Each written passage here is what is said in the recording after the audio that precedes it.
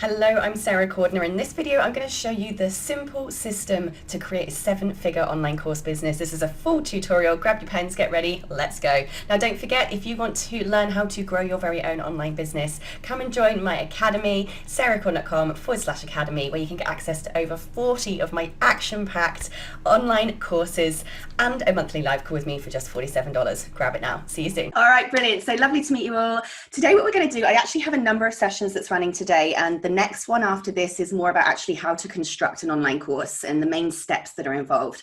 What we want to do today is kind of look at, before we actually jump into creating a course, we need to actually make sure that the business model behind it is going to be profitable. Too many people go, I want to create an online course, so I've got another product, so I've got another thing that I can sell, so I've got another way that I can help my students, but they kind of create that thing in isolation from all the other stuff that they're doing, and it just ends up becoming another liability rather than a cog that's been strategically placed into the system or the clock that it's being put into.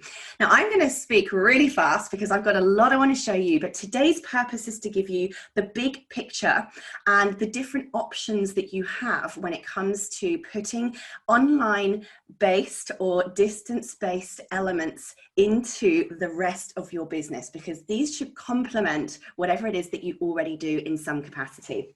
So I'm going to get straight on in to showing you the 5 main types of online programs, or the 5 main types of kind of digital learning programs that you can adapt in any way you want and that you can put together in any way that you want to suit your particular business. Now, those of you who are in corporate, this is more slightly focused on going to the public market. However, you can certainly use this kind of concept behind the scenes to then make that a basis of conversation at a strategic level in a more corporate setting. Jeremy, my previous role was the executive director and head of campus at the University of Notre Dame, so I can sort of relate to your world quite well, and I can see here how take from this what you can in terms of how you would adapt this in that more academic environment. Was that in Australia or? Yes, Broome campus. Yeah. Okay. So wonderful. All right. So when it comes to any particular business, the most important product from my perspective is a lead magnet. And you probably are all familiar with this if you've been around Dale before. It's a thing that you give away for free in order for your audience to give you their email address, because an email address and an email account is really the only thing that you truly own. I see too many people focusing on growing Facebook groups and followings on social media. Those accounts can be shut down like that before we finish this session, and you've lost everything. If you've got an email address, you can move anywhere. You can open up a new account and tell those people to follow you there. So having an email address is really, really powerful. And the other reason why having that email address is because you can then promote and offer and sell and nurture and be helpful behind the scenes in any way that you wish. So the most important thing you're going to create, and I'm going to call it a lead magnet. This could be, as you know, it could be a free ebook. Now, guys, I used to really overcomplicate this when I first started, right? Go and find the top 3 to 5 questions that people are asking in your industry. In the next lesson, I'll show you how to find those. And simply answer those questions in 3 to 5 pages. It's as simple as that. You've got yourself file, save as, PDF, boom, you have an ebook. But being the online course person, I strongly recommend that you deliver those answers by video. It's a little bit like the deli counter when you go to the supermarket. You know, someone's got a massive whacking great block of cheese there, and there's heaps of other blocks of cheese that people could choose from. It's usually the one you get a little nibble of that you end up buying, right? So this is why I recommend that you go out and you find the top 3 to 5 questions that your audience are asking in your particular topic.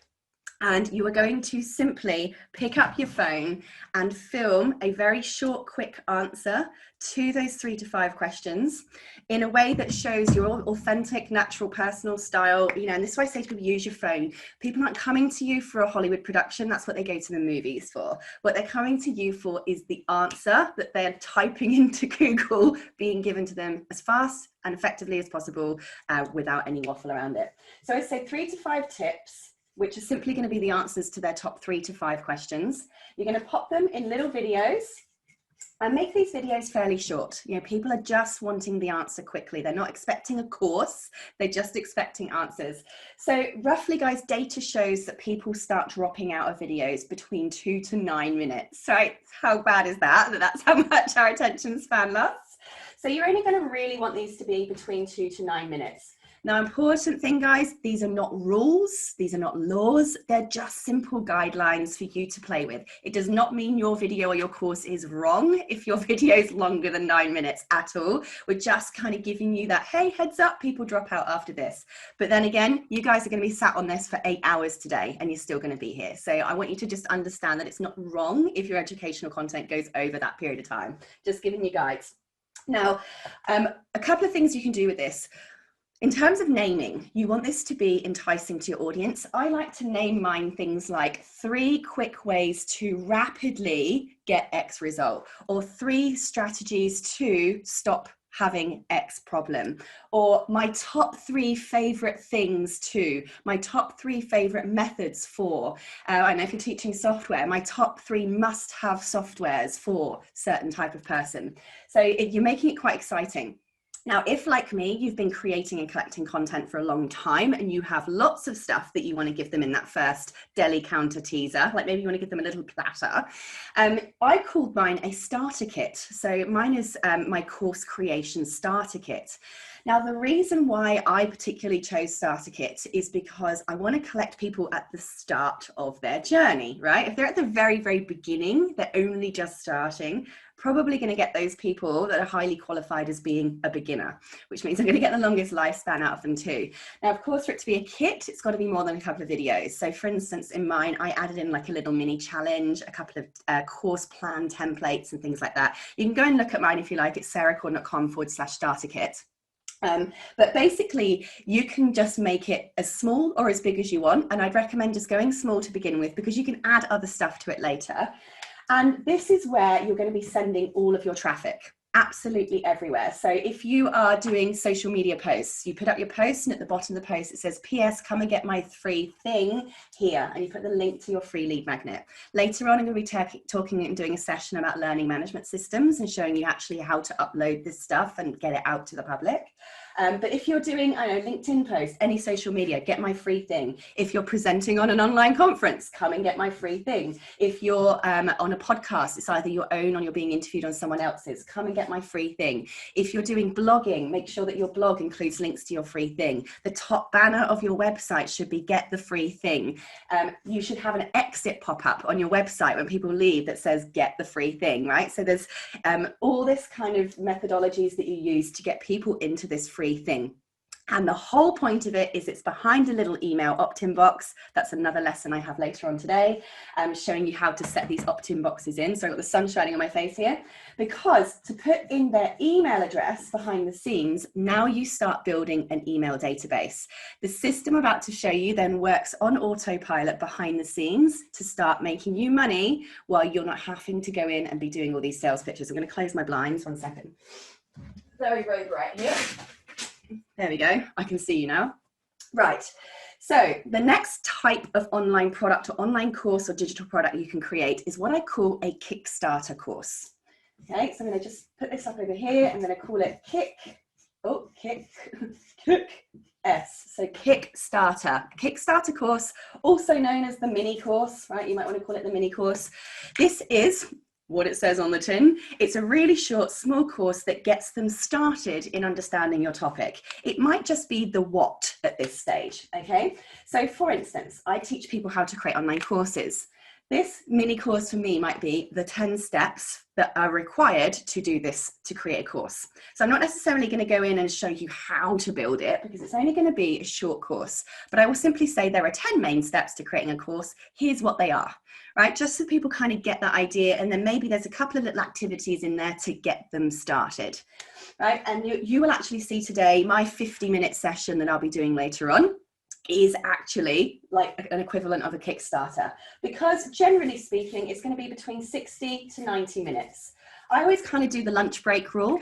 If somebody could watch this in their lunch break, you have what's called micro-learning. Micro-learning is really, really popular at the moment. People love short mini courses that focus on answering a particular question, smash, get their answer, get it done, get moving. These are extremely popular right now, and I'd say have massively grown in popularity, particularly over the last 18 months since everything's been going on. Now, this is going to be most likely your lowest price offer because it's small, it's fast, it's just getting the what out there and getting people beginning. Now, these are not rules that I'm about to show you. I'm just going to give you some rough guidelines in terms of the market out there, what is converting most at the moment. I am not saying your course or your mini courses should be this price, but just to give you an idea on the market right now, and this has actually changed a lot since COVID, the average price for this ranges anywhere from like $9 to, I'm just going to put 97. Just to give you, and again, this really varies. There are some mini courses that are much more expensive than that, right? But this is kind of the highest converting bracket at the moment for a mini course. Now, the next type of course you will have, or could have, sorry, not will have, could have, is what I call the authority flagship. So authority flagship. This is like your big mama, hey, I'm the expert, no stones unturned. I'm going to show you everything I know about this particular topic. In this particular situation, you're not just telling them what to do, you're telling them how to do it. You're literally giving them all of the tools, all of the strategies, so they come out with the result completed and completely transformed in some capacity. You know, you're going for transformation in this particular program, you're doing the how, and you're getting it done. Okay, so they will finish something, they will have something completed by the end of it. Now, in terms of duration, let me just give you, I'm just going to go back to the Kickstarter. I often talk about when you're creating your content, the number of kind of tips to help with the size and duration. So a Kickstarter for 60 to 90 minutes could be anything from about 10 to 25 tips. Just to give you a rough idea. Again, not a rule, just kind of giving you a rough idea of the sort of size you might be creating this product. Now, with your authority flagship course, this could be, if we're talking tips, it could be anywhere from sort of the 25 to sort of 55 tips. I'd say by the time you start getting to more than 55 tips, because that could be up to 55 videos, right, that are 10 minutes long each. By the time you start getting bigger than that, I would consider creating a second program, because when programs start getting too big, people get overwhelmed. It feels too much for them to take on, and you end up getting really high dropout rates. You really, to get people the most results, you want people to finish everything. So you're better off creating multiple smaller programs than like one absolutely ginormous, massive one. So roughly that size. Now, in terms of how long it takes the student, I'd recommend you give students a guideline or a structure in terms of how long to complete it. So what's converting quite well at the moment with these is sort of a 4-week program or 30 days, 30-day program, or 8 weeks or 12 weeks. I'd recommend you do not go over 12 weeks.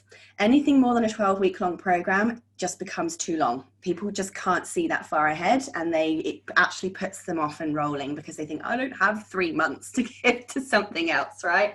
So at the moment, I would say sort of anything from the sort of the 30 days or 21-day challenge through to kind of 8 weeks is your optimum at the moment. That's working really, really well. And in terms of pricing, again, remember, this is not a rule.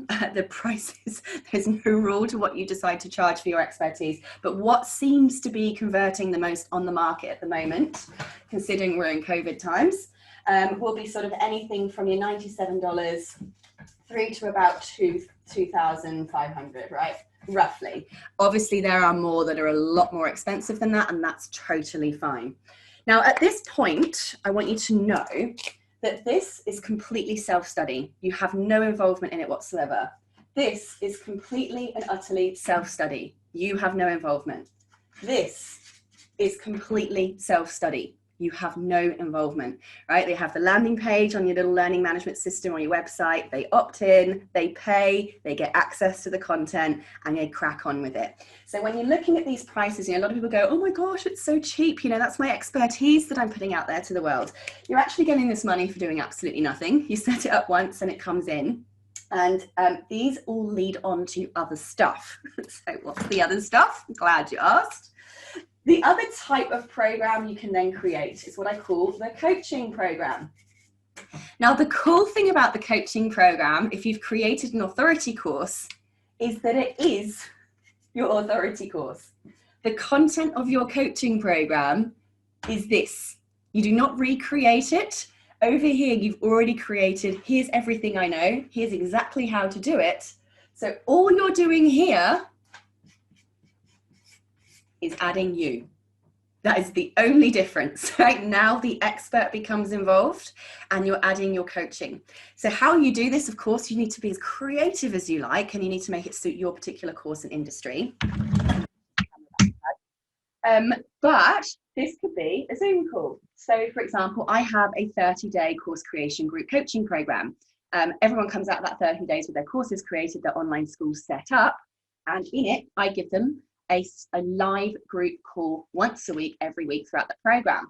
The other thing they have is a community, right? So this is where now we start turning this into, it's no longer a self-study online course. It's now becoming an online program. It has this experiential element to it, the social learning element to it as well. So this could be, depending on your audience that you're working with, it could be a Facebook group. Now, I've found that if you're working with the public, Facebook groups tend to be the most active type of community you can create, because people just happen to be on there on Facebook anyway. If you've got more corporate-based clients or academic-based clients, you're going to be wanting to use the community feature inside the learning management software that you use. If you're using your Moodles, you're going to want to have your online community in there. If you're using platforms like Thinkific or Kajabi or whatever, you're going to be wanting to set up a community inside that platform. And I'm going to be doing a lesson later today to show you how to do all of this. So this here is where you will find people come in, and especially with COVID, these are now becoming extremely active places. And I have found allowing people to go into those communities and live stream every day, share their progress, create those relationships has been really, really powerful. Now, there's a couple of different things you can do here to now start attracting all aspects of the market. I'm going to just bring a little pen out right now and just talk about the market and why this becomes an important model in terms of deciding which product you're going to offer. If you think of the market, the world, right, as a little pyramid, up here, you are always, always, always, always going to have people who have a high amount of expendable income. These up here are your high ticket people.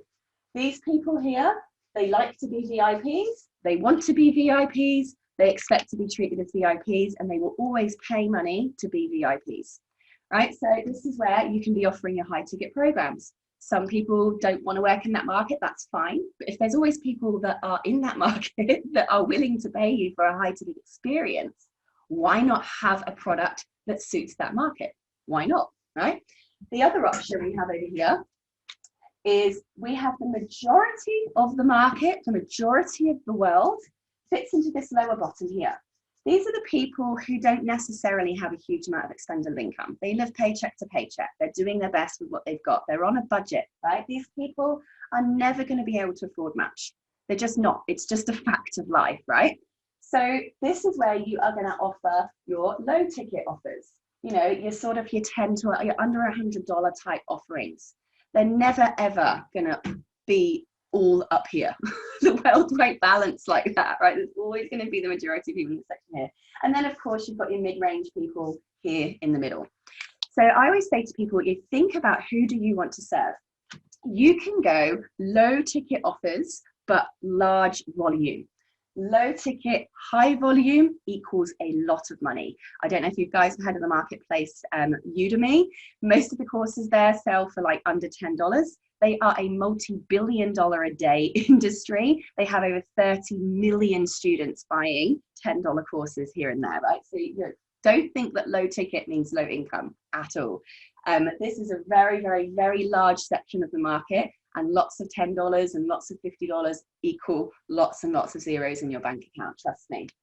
Then, of course, you've got products that you can keep offering these people. Your mid-range is going to be more like your authority course. Your high tickets will be some of the other stuff I'm going to show you up here on the coaching programs. But what you can start doing with each of your programs, particularly your coaching, is start ticking each of these boxes within one program.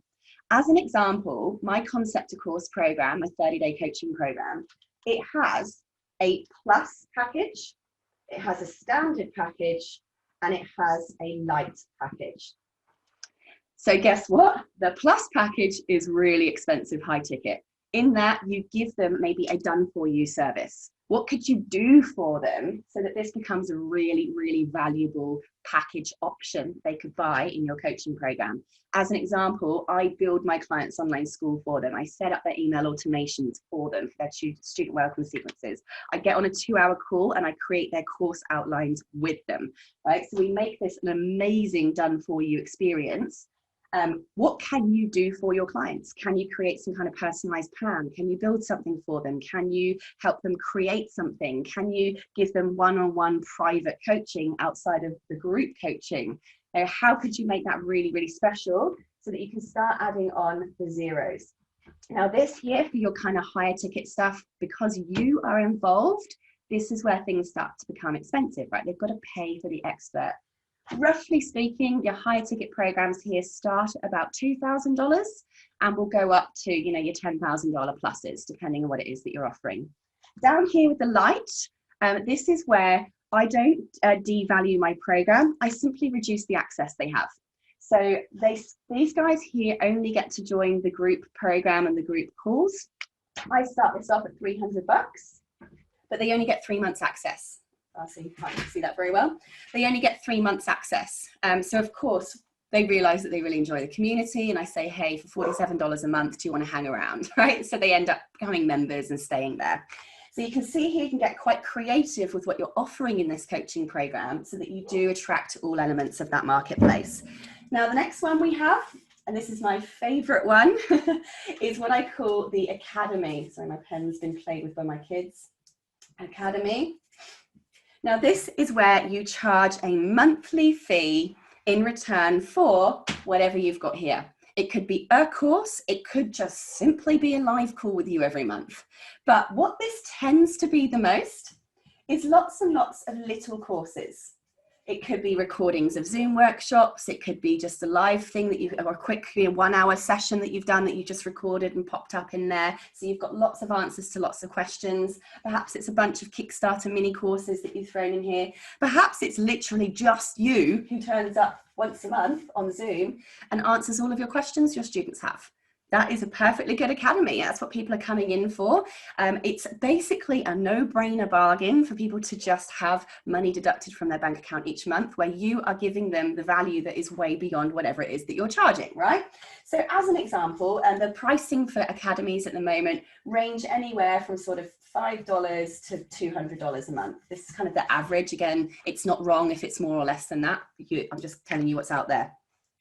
Mine, I've got an academy, and if you want to go and have a look at it, by the way, just so you can see how it's advertised, it's sarahcordiner.com/academy if you want to go and have a look at that page.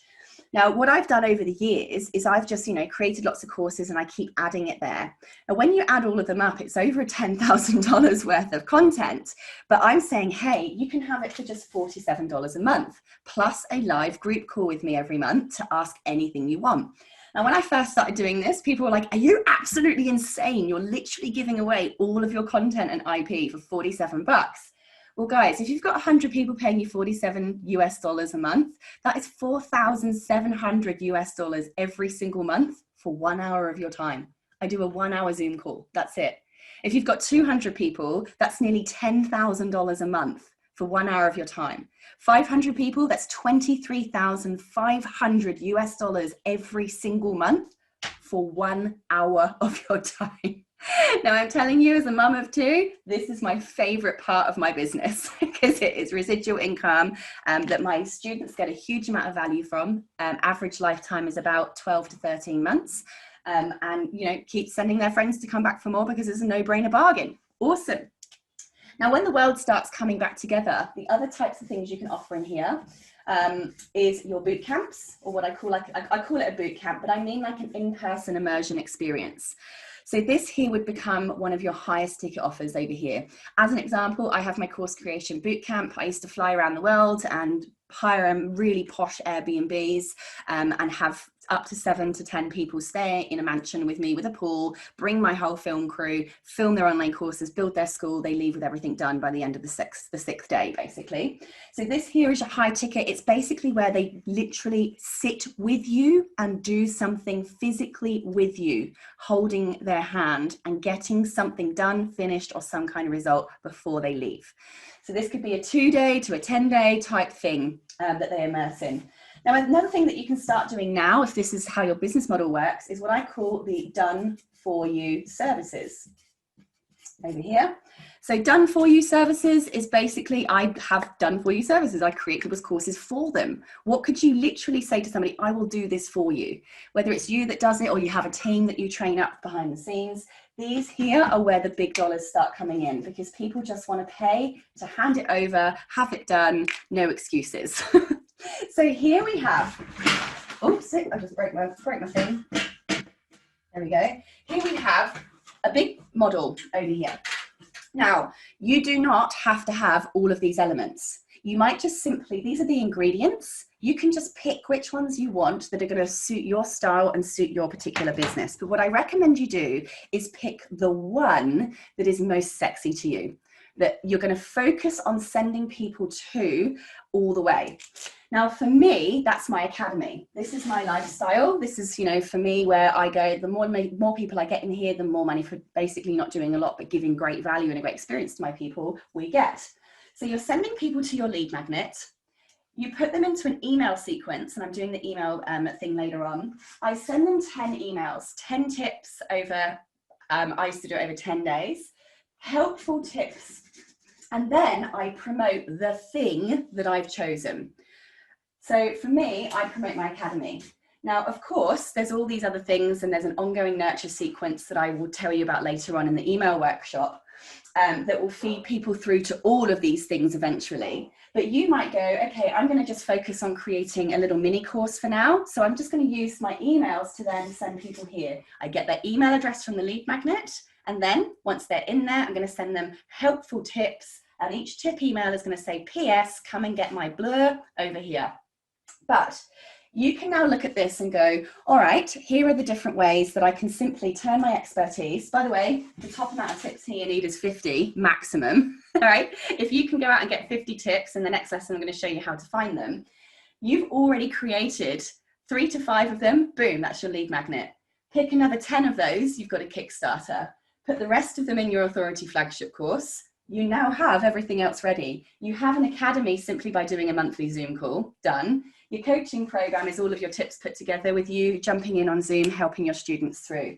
So I hope you can see here, this is a business model that you can build up slowly over time, that you're getting people in that bottom end. I personally work people all the way through.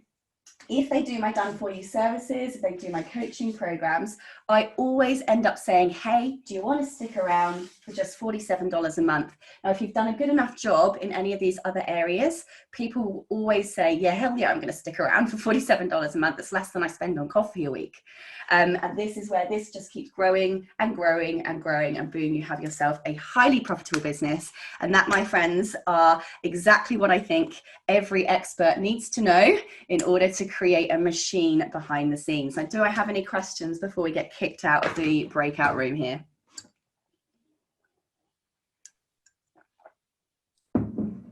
Sarah, thanks for that. Sorry, go ahead. No, I was saying well done. Go, Michael. Fantastic. Thanks, mate. Sarah, thank you for that.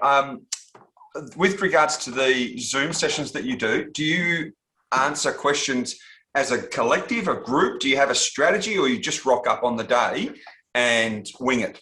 No, so I have a very fixed strategy. So what I've done with my coaching program is I've broken it up into 4 modules. And so each week relates to a module. So there's a key theme for each week.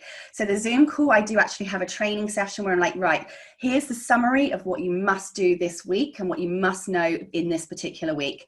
Then what I also have inside the online course is I have a Google Sheet that says, please pop your questions for Sarah here. I also share that Google Sheet in the Facebook group each day. The students go into that sheet, they ask any other questions that they have. So after I've delivered the kind of 1 hour teaching session, I then go through the sheet and answer everyone's questions. So even those people that can't attend because of time zones, they can still go back and be assured that all their questions were covered in the call. Thank you. The reason why I asked that is because I was in your session this time in, I think, February.